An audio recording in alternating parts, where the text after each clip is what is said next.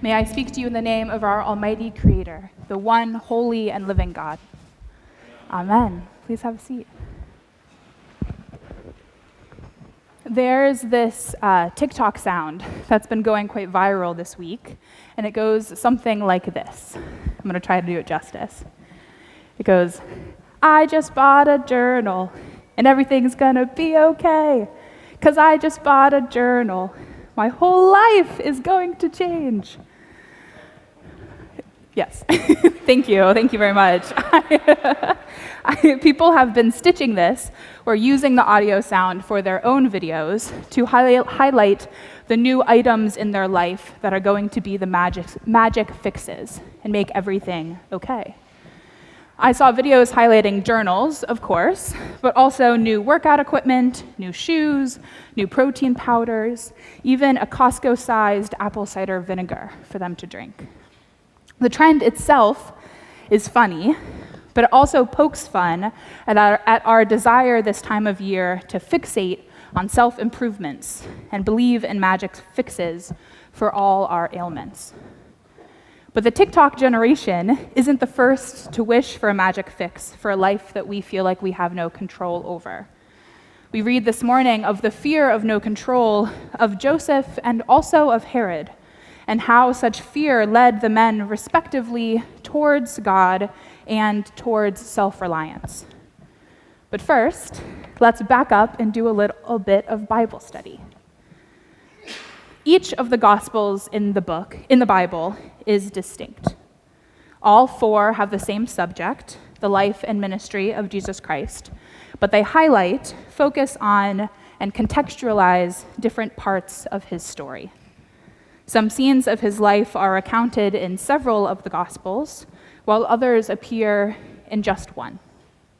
And that is the fun and sometimes frustrating thing that we have to live with, and we have to grapple with as Christians. We have to rely on 4 books with competing, contradictory, and incomplete information to give us glimpses into the life and ministry and wonder that is Christ. The Christmas story is one such story. The narrative we tell on Christmas and in our Christmas pageant, for example, is actually a compilation of stories from both Matthew and Luke. Both Gospels include different elements of the story, and we must put them together to get a better understanding of what happened and what early Christ followers believed was important to tell about the story of Jesus. In the Gospel of Matthew, we're told that the birth of Jesus Christ took place in this way. We have a scene of Joseph being visited by an angel to explain Mary's pregnancy, and then we jump forward to the visitation from the Magi. And our Gospel reading this morning begins right after that visitation. The Magi have left, and Joseph is again visited by an angel who warns him of danger. Herod is about to search for the child to destroy him. So the Holy Family leaves Bethlehem and travels to Egypt for safety, just as the angel of the Lord ordered. Next, we read that Joseph is visited once more by an angel who shares that it's safe again to return to Israel. Even though Herod is dead, his son Archelaus is reigning over Judea, and Joseph is scared. And so the Holy Family went and lived in the city of Nazareth, which was Mary's hometown. Our Gospel reading this morning is not complete, but instead it's had a couple of verses removed. I wonder if you noticed that. The lectionary committee chose not to include verses 16 through 18, also known as the slaughtering of the innocent, a gruesome name for a gruesome story. The Holy Family had every reason to be afraid of Herod. In his pursuit to find and kill Jesus, he ordered the killing of every male child, 2 years of age and younger, in Bethlehem, based on the information he ascertained when the wise men first came to him asking for directions. But why did this horrible thing happen? Herod was so afraid. The Magi had visited him asking for the one who had been born the King of the Jews, and we are told that he was deeply troubled. Herod was, after all, the regional king of Judea. He was a vassal for the Roman Empire, expected to support the interests of his Roman patrons and keep the Israelites under control. His reign was full of threats to his power, from his mother-in-law to his own sons, to Roman leaders, Octavian, who would later be called Augustus, and Antony. His reign reads almost like a soap opera, honestly. He ends up killing 3 of his sons to keep his power. And these moments of deception and deceit to take his throne made him paranoid and untrusting. We have Roman records that show that he had a personal league of over 2,000 bodyguards just to help keep himself safe, help him feel safe. So when the Magi visit him, asking for the King of the Jews, he must have thought, ugh, here we go again. Someone else to try and take my throne from me.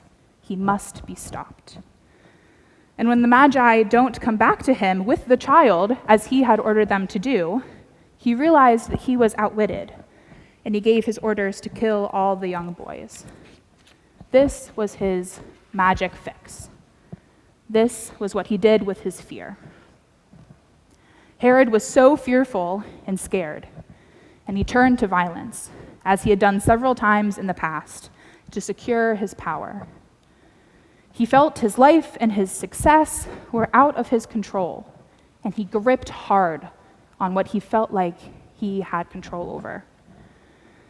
His story is one of the very human emotion that is fear. And I would argue the very human sin that is fear. Fear that separates and fear that harms. These first few days of the new year are full of a lot of excitement and hope for what the next 12 months might bring. And it is sometimes coupled with deep criticisms of who we are and how we've lived, and deep desires to change. Sometimes this is really good, and sometimes it is not. The pursuit of self-improvement is sometimes fueled by fear. Fear of the chaos of the world, fear of not being accepted, fear of being different, fear of not having it all together. I wonder if you see some of yourself in Herod, although that might be uncomfortable. But I encourage you, I wonder if you see some of yourself in Herod, nervous and wanting control over your life and your destiny. Or maybe you see yourself in Joseph, also fearful, but wanting to protect and trying to listen to what God is telling you to do. Just as we are invited into the messiness of 4 Gospels to piece together a narrative, we are invited into the messiness of being human. Being a human and being alive is hard, and there are a lot of things to be anxious about in our life. We are constantly trying to learn more about God, and we are constantly trying to learn more about what it is to live, what it means to live, how to live. So much is unknown to us, and we certainly do not have much of any control. This is deeply uncomfortable for me, as I imagine is also for you, and it can make us want to clamp down on what we feel like we do have control over. Becoming a better version of yourself is admirable. I believe that. It is admirable. But not when it comes at the expense of forgetting that you are wonderfully made just as you are. And also that you are not the one at the driver's seat, even though we try to convince ourselves that we are.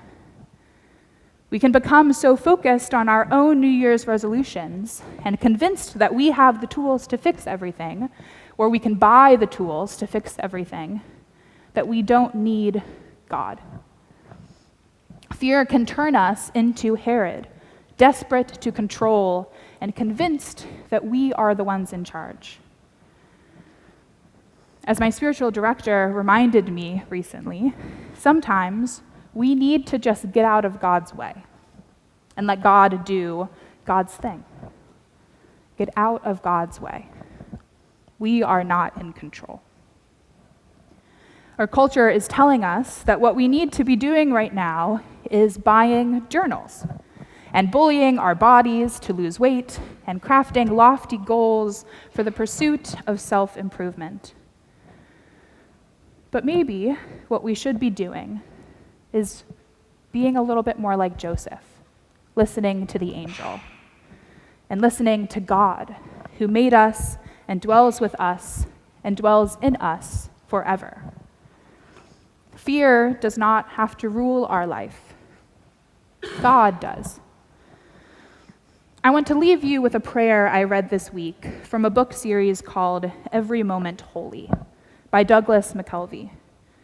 His series includes liturgies from a range of everyday moments, from fighting between siblings to paying bills to prayers for those who are scared of flying, and I highly recommend you look at them.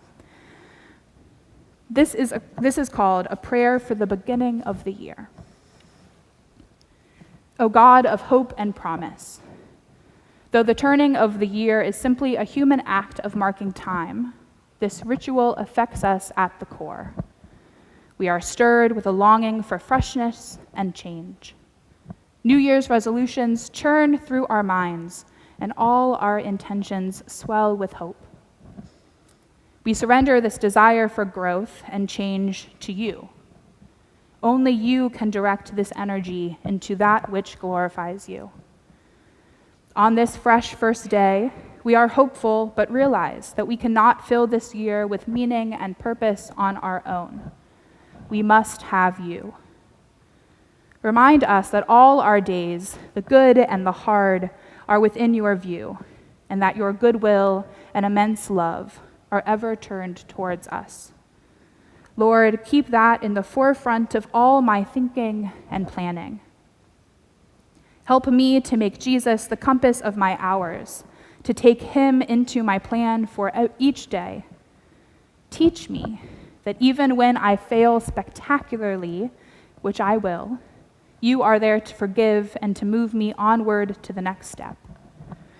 Lord, raise me up, not to prominence, but to that place of utter trust, true and total dependence, and humble surrender, knowing that you are Emmanuel still, and you will not forsake me. And the prayer ends, therefore I go into this year with confidence, and I will go out in joy, praising you, my Lord and my God. Amen.